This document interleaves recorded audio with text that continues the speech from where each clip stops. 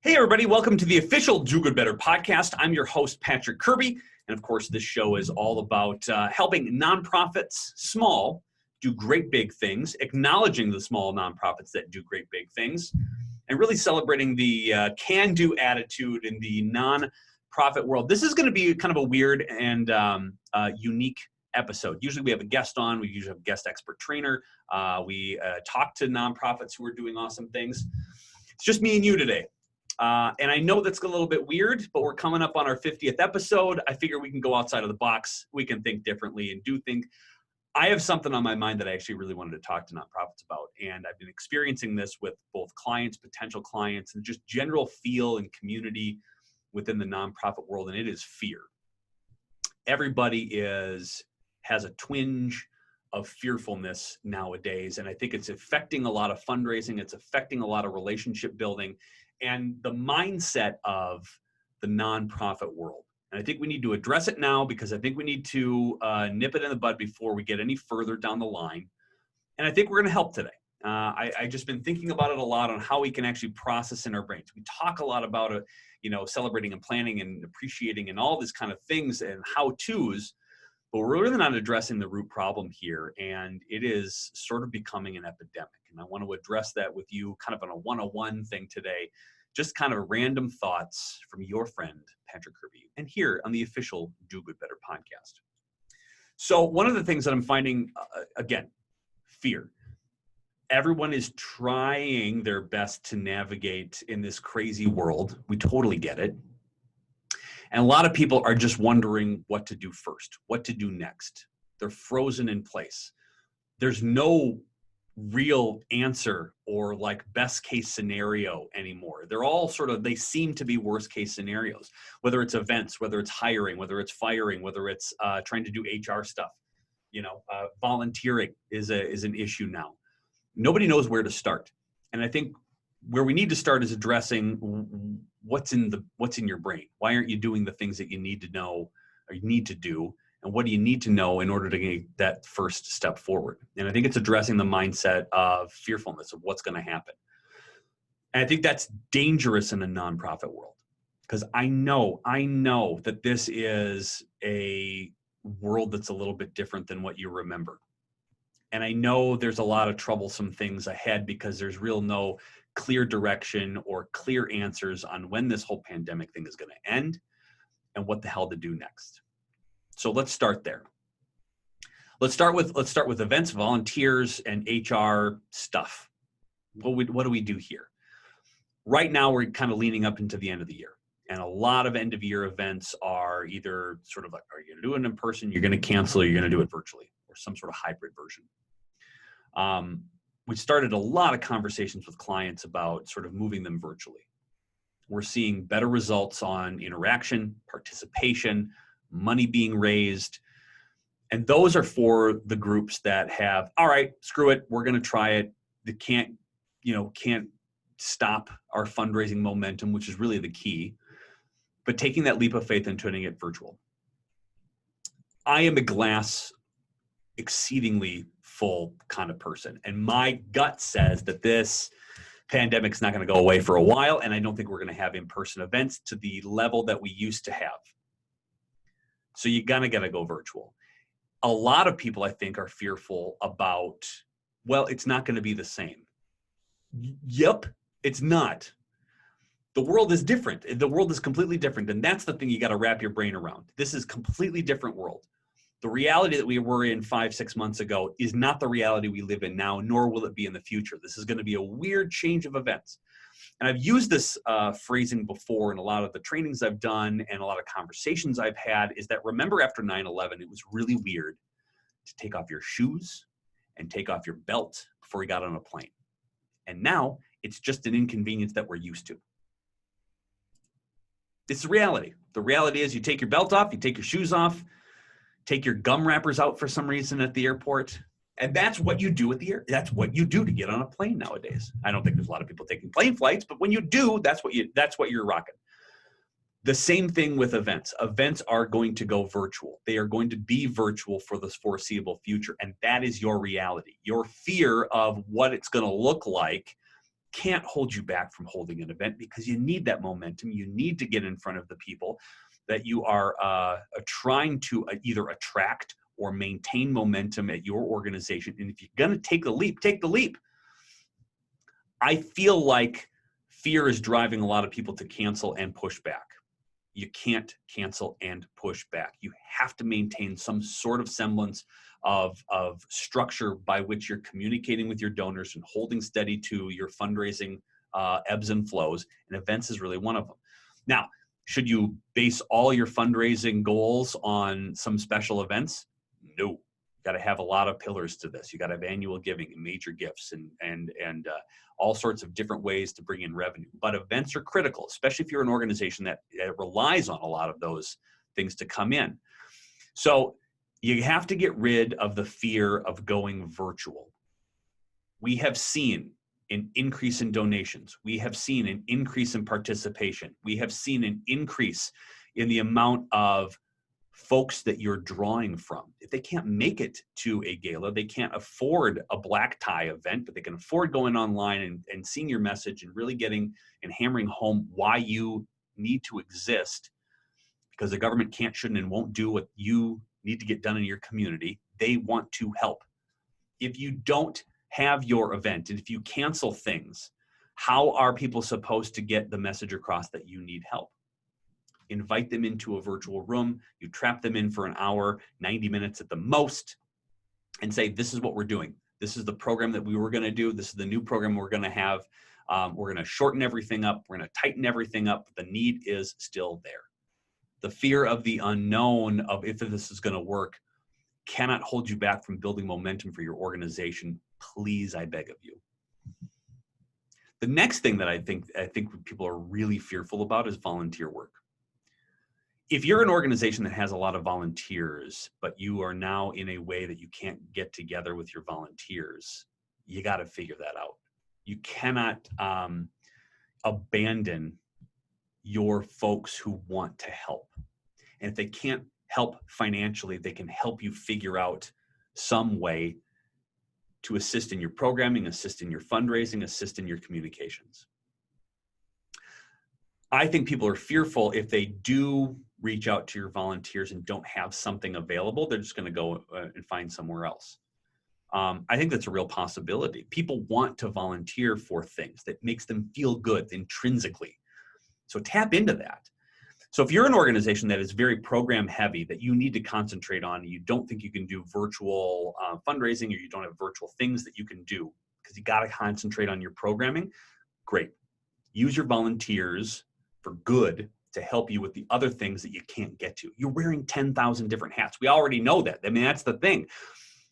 Everybody in the nonprofit world knows that we wear 1,000 different things, 1,000 different hats. If you can use your volunteer corps to help you with some of those that are non-critical to the programming or help you with the programming, do it. You have to get creative. Instead of fearful, get creative. That's really the key. If you're going to get through this pandemic smelling like roses, you're going to have to get creative.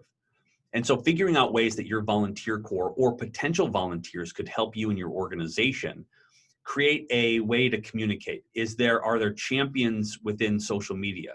Can you build a volunteer corps to come help you spread the good word about what your organization does? That requires zero money, little effort, and very little time. But the benefits could be exponential. We talk a lot about on this program, third-party endorsement is exponentially better than first-party solicitation. And what that means is if you've got somebody who's not financially tied to an organization, speaking well about your organization, brilliant. That's exactly what you want to do. So if you've got a hardcore group of volunteers or a group of people who would love to volunteer for your organization, but you don't have anything for them to do because you're just sort of transitioning yourself into this sort of, I think we're going to get from point A to point B from programming style, get them on fire for your organization, send them out on social media, send them into the newspapers, have them call into radio stations, have them do whatever it takes to spread the good word about what you do in the community and the impact that you make. Spend time developing talking points that they can go out and do. That's their volunteer work, spreading the good word. Have them apostatize on your behalf. That's brilliant.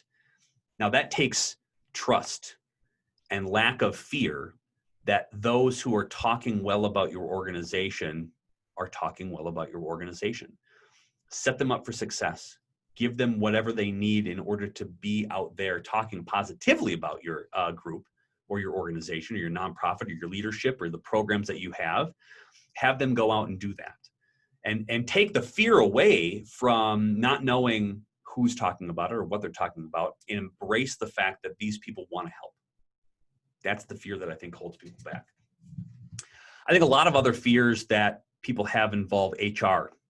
Programs are great, but the HR, what are people doing at home? If they're not in the office, what do they do? What are they doing all day? The results aren't coming in. The world is weird and different, and we don't have to work in an office anymore. Especially if you're in fundraising, especially if you're in, sort of people-to-people sort of non-programming aspects of it, you don't have to be in an office. It's weird. I think really the fear of a results-only work environment is a fear that I need to manage differently. So if you are a manager, if you're an executive director, if you're a leader that has required you to, sort of have trust in your people to get the job done, your fear is in, how do I manage without knowing that they're in the office down the hall, making phone calls, doing what they're going to say. It's documenting what they do that's going to allow you to feel better about them out in the field on their own, where you don't see them every single day. I think a lot of fear relies on maybe my own expectations. How am I blocking time out? My fear of, if I'm not in the office, I'm not held accountable. If I'm not there, I'm not going to get my work done. There's a lot of fear in that. Results only work environment. Give them a goal, give them the tools they need to go and get it, have them, trust them, but verify what they're doing is right and on task and on target. Go get them. I think that's a really key thing to do. So fear of events, don't. Go virtual. Embrace it. It's going to be okay, right? Everybody's going to give you grace for hiccups that go along with the streaming, or things that don't look exactly what they are used to, because the world is completely different. Have trust and don't fear that you can't reach out to your volunteers and let them help you either speak wonderful things about you in the community or help you with programming however you see fit. Get them on board. Don't lose them. Don't lose that momentum. I'm fearful for you for losing momentum. So bring them back. Bring them back. And the other thing is, too, this fear of HR, this fear of employees that they're not going to get their stuff done. I think that is nonsense. People love your organization. They work there because they want to. They want to make an impact. They want to make a difference. I think this is really kind of a thing that you can embrace, but you got to trust them. You've got to trust that they're going to do great. You've got to give them instructions and give them parameters and goals to hit, and encourage them through some virtual challenges and virtual channels that are going to help you as an organization. Because if you just leave them be without any support, who knows what they're going to do, right? So the fear of letting them go and do it on their own needs to be eradicated. I used to work in an organization where I had one of the best bosses in the entire world. Took a leap of faith on me as far as a fundraiser goes, as a manager goes. And one of the big things that we went through was a transition of change. And everybody in this organization, long-time organization, over 70 years old. I mean, it was a institution, is an institution. And he said something so interesting about change in general. And people were so terrified of it. They were so fearful of change. And he said, to a lot of people, you've been changing since day one. It might have been slow, but where you are now to where you started is exponentially different. From programming and services, personal growth, you've all changed. The speed by which you think things are going to happen now and you have to adjust is terrifying. But because you've been doing it over 20 years, you don't notice how much you've changed in the first. You've always been changing. The nonprofit world has always adjusted, always changed for the betterment of the groups that they serve, the people they impact, etc. They all do. You do. You've been changing since day one. Think back to the time where you first started at your nonprofit. green, no idea what the hell you're doing. I know, we don't know what the hell we're doing now, right? But you didn't know a thing. You know, you're reading books, you're getting trained, your manuals are confusing, but the guttural instinct of you being a part of that organization made you feel really great. You're a completely different person from when you started to where you are now. That's change. And would you, if you knew how much you had to change from then and there, how much fear would you have had? Probably a lot. But because it was slow burn and it was slow going and you didn't have to adjust on the fly, not really that creepy and scary. So know that you have always changed, always adjusted, always been great. You've always been doing this. And I think if you can get that through your brain and understand you've always been changing, always been growing, always been moving forward, this radical leap into a reality we now live in that's completely different than it was 5 months ago can't be that scary. You're just doing it at lightning speed, and you have to. You have to thrive. You have to survive. The people that you serve depend on you adjusting on the fly. Have to. You got it in you. You know you have. You deal with crap on a regular basis that would make other people blush. The amount of crazy budgets you have to hit, the amount of crazy goals that your board of directors has expectations on you. You got this. A pandemic's not gonna stop you unless you get to it, unless it gets to you. And that's, I think, a lot of mental stuff. You've always been changing. You've always been growing. Don't let the fear of change get you down. Think back to when you started, think back to where you are yesterday, and look at that parameter. Like, look at those. Look at the bookmarks there, where you've gone and where you've been and what you've gone through and all the crap that you've had to sort out and all the fights you've been mentally fighting in your brain, or the assignments you've been given, or the instructions from the board you've been given that just seem impossible. You've made it. You've made it. You're here. You're listening to this and you're listening for a little bit of gold. Do not let that get into your brain. You're better than that. You're more aggressively positive than that. You work in the nonprofit world. You're built for this. If there is a group of individuals who are built for pandemic response, it's people in the nonprofit world.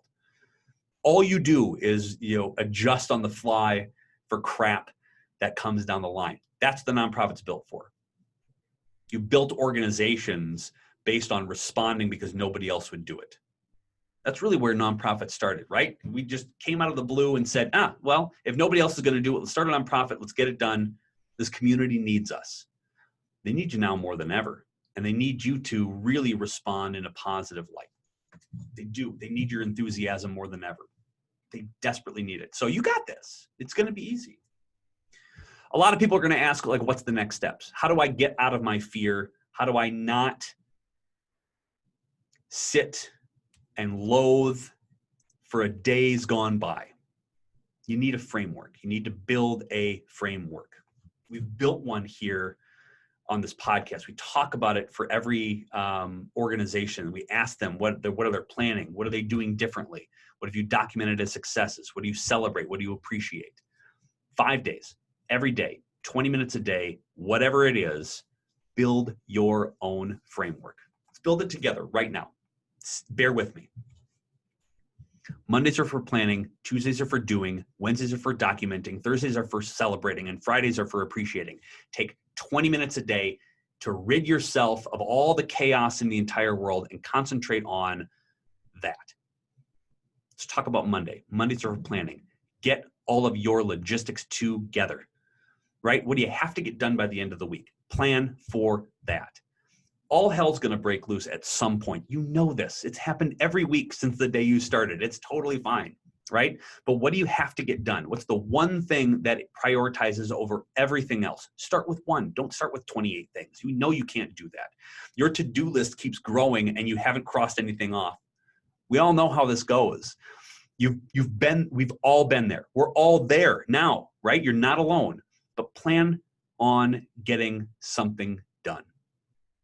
Tuesdays are for doing. Get something done. Cross it off your list. Make an ask. Make a visit. Make a connection. Do something. You can get caught up in planning forever, and I know that it's absolutely frustrating. So make sure that you've got something on your docket that for 20 minutes you can accomplish. you can do. Get it done, cross it off, make you feel like you're great. Wednesdays are for documenting. Document success in conversations you've had with potential donors, and sponsors, and connections and supporters, whatever that is. If you get hit by a bus, what have you recorded to give your predecessor a fighting shot at survival in your position? You got to document things, right? What piece of information did you learn from a conversation with a donor you didn't know the day before? That's valuable, right? Where do they work? What's their job title? What sort of thing can you document and take 20 minutes on a Wednesday and just document? Don't be fearful about what you know and what you don't know. Just document something. Build your framework. Thursdays are for celebrating.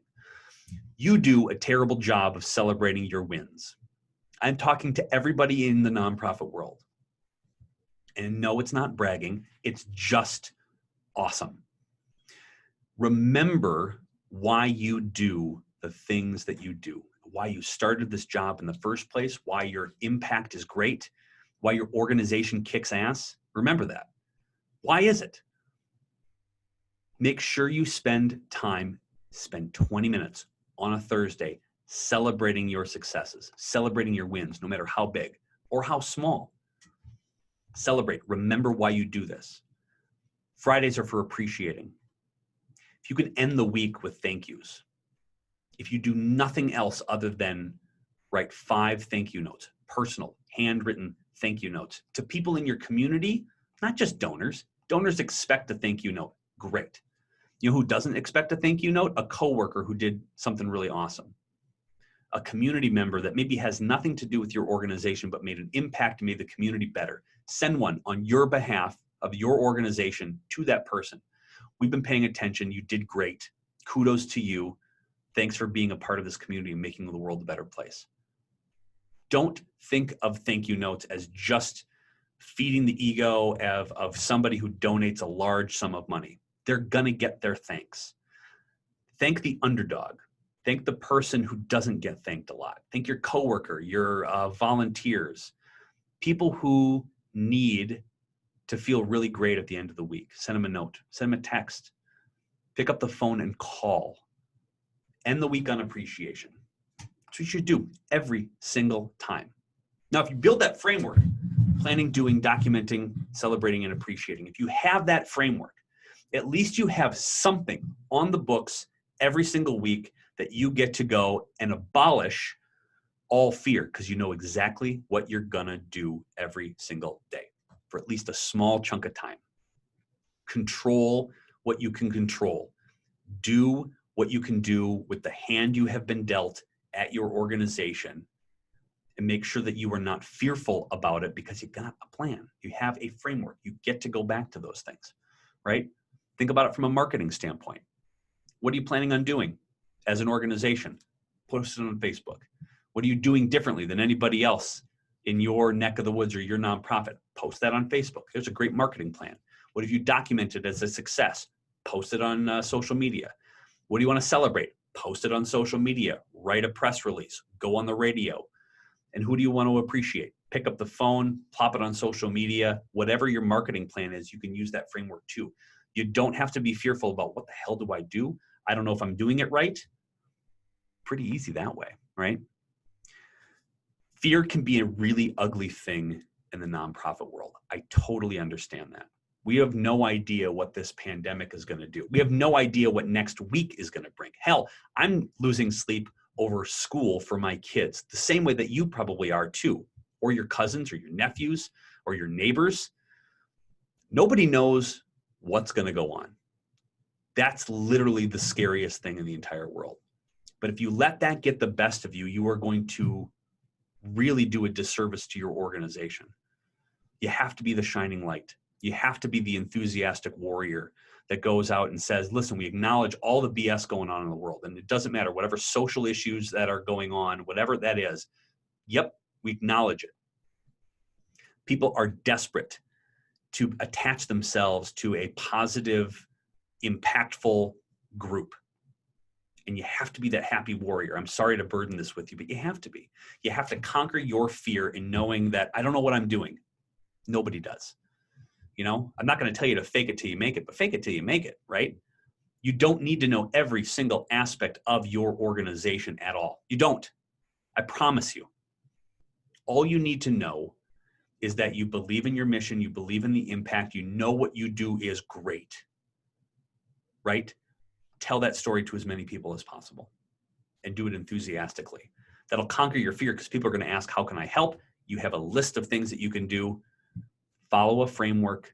Don't be fearful, whether it's events, whether it's volunteers, whether it's HR, whether it's not knowing and being fearful for your actual schedule itself. You got this. Don't worry about it. So I'm very excited. I need to calm you down. You're going to be okay.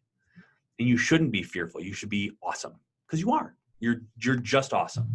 So this is one of the weirder podcast episodes and yet one of the most fun ones. Just kind of having a heart-to-heart with all of you. You can do this. You've got this. So get out there and kick a lot of ass. And I'm really excited that you stopped by here on the official Do Good Better podcast. We'll see you next time. And listen, we're coming up on 50 episodes. My God, this is super fun. And we'll see you next time here on the official Do Good Better podcast. You got this. Don't let fear get the best of you. We'll talk to you next. See ya.